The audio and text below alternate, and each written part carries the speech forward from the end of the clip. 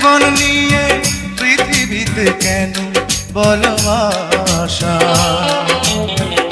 অনন্তকাল ভালোবেসে ফুরাবে না আমার ভালোবাসা। তুমি অমর করে দাও আমাকে